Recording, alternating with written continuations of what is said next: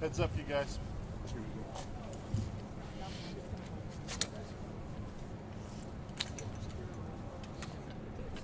Yeah, I don't have a lock, sorry.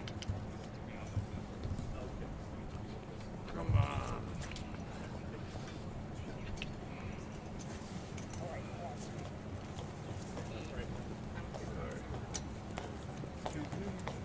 Were you all in the courtroom?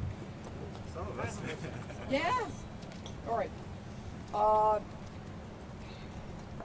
As you know, Rahmanullah Lakanwal was just arraigned in front of Judge Raymond and charged with 4 counts of murder while armed, as well as possession of a firearm during the course of a crime of violence, 2 counts of that, as well as assault with intent to kill while armed.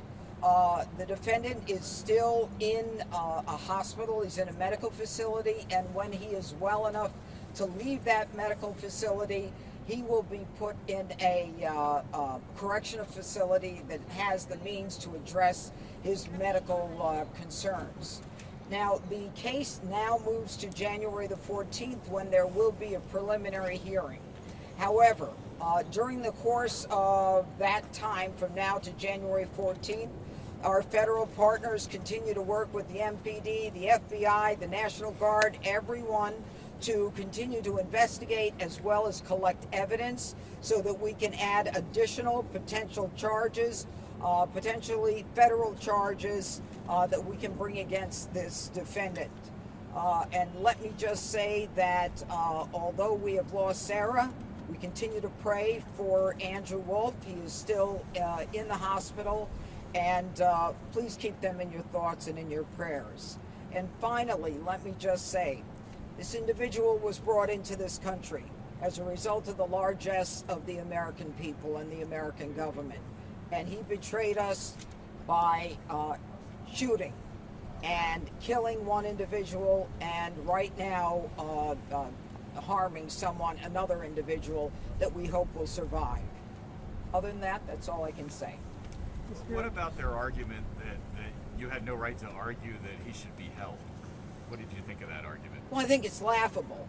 I think anyone about whom we know nothing, and make no mistake, there's no vetting, and the fact that we don't have a rap sheet on this guy, as if he was born in the Bronx or in the district, should tell us that he is clean. We have no idea who he is. He has no connections to the community.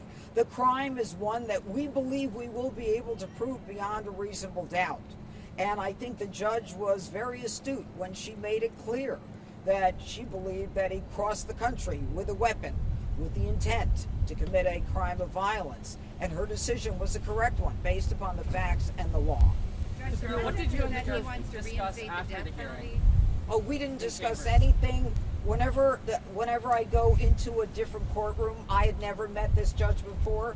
We were very clear to say, I just wanted to introduce myself and say thank you. I do that with every judge, federal judges, Superior Court judges.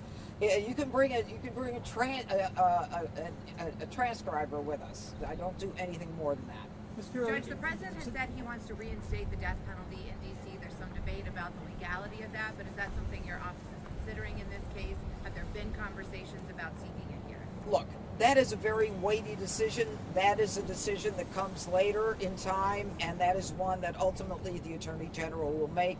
My job and the job of my office and the great federal partners, the investigative partners who work around the clock, and I wish you could see these people. They don't sleep. They work around the clock investigating this case. Our job is to prove this case beyond a reasonable doubt and make sure that we have all of the evidence that is out there so that we can charge whatever crimes are appropriate in this case. We are pursuing everything. There is nothing off the table right now. This is an individual about whom we don't know a lot, but we will, trust me, before it's over. Thank you. What were the extent of the injuries of the suspect? He looked like he was in pretty bad shape. Is he going to make it out of the hospital? Yeah, he'll make it out. Thank you. Yeah.